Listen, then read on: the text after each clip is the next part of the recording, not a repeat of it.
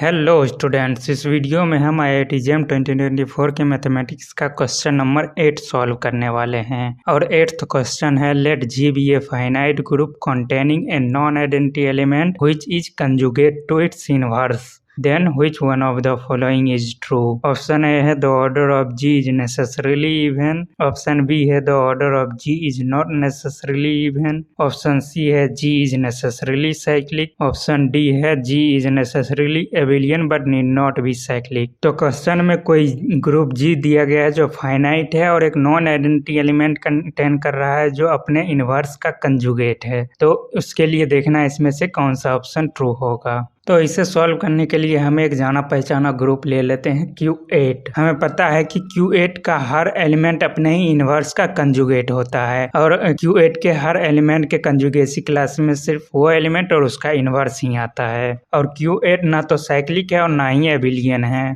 और यदि हम Z2 की बात करें तो इसमें दो एलिमेंट आएगा 0 और 1, और इसमें एक नॉन आइडेंटिटी एलिमेंट 1 कंटेन हो रहा है जो अपने ही इनवर्स का कंजुगेट है, क्योंकि ये एबिलियन ग्रुप होगा और एबिलियन ग्रुप में हर एलिमेंट खुद का ही कंजुगेट होता है। तो Z2 में एक नॉन आइडेंटिटी एलिमेंट 1 कंटेन हो रहा है जो अपने इनवर्स का कंजुगेट है, क्योंकि 1 का इनवर्स 1 ही है और 1 का ही कंजुगेट है। और Z2 यहाँ पे साइक्लिक भी है और एबिलियन भी है। तो G कोई ग्रुप ऑफ फाइनाइट ग्रुप जो नॉन आइडेंटिटी एलिमेंट कंटेन कर रहा है जो अपने ही इनवर्स का कंजुगेट हो, तो वो एबिलियन और साइक्लिक हो भी सकता है और एबिलियन और साइक्लिक नहीं भी हो सकता है। जैसे कि Q8 ना तो साइक्लिक होता है और ना ही एबिलियन होता है, और Q8 में ऐसा नॉन आइडेंटिटी एलिमेंट कंटेन कर रहा है जो अपने ही इनवर्स का कंजुगेट है, और तो ये तो ना तो साइक्लिक है और ना ही एबिलियन है। और Z2 भी एक नॉन आइडेंटिटी एलिमेंट 1 कंटेन कर रहा है जो अपने ही इनवर्स का कंजुगेट है, तो ये साइक्लिक है और Q8 नॉन साइक्लिक है। तो हमें पता चला है G कोई ग्रुप ऑफ फाइनाइट ग्रुप जो नॉन आइडेंटिटी एलिमेंट कंटेन कर रहा है जो अपने ही इनवर्स का कंजुगेट हो, तो वो साइक्लिक हो भी सकता है और नहीं भी हो सकता है, और एबिलियन भी हो भी सकता है और नहीं भी हो सकता है। तो हम निश्चित रूप से नहीं कह सकते कि वह साइक्लिक होगा ही या एबिलियन होगा ही। लेकिन ऑप्शन सी और डी में कहा जा रहा है G इज नेसेसरीली साइक्लिक, और ऑप्शन डी में है G इज नेसेसरीली एबिलियन। तो निश्चित रूप से एबिलियन या साइक्लिक नहीं होगा। तो ऑप्शन सी और डी दोनों गलत है।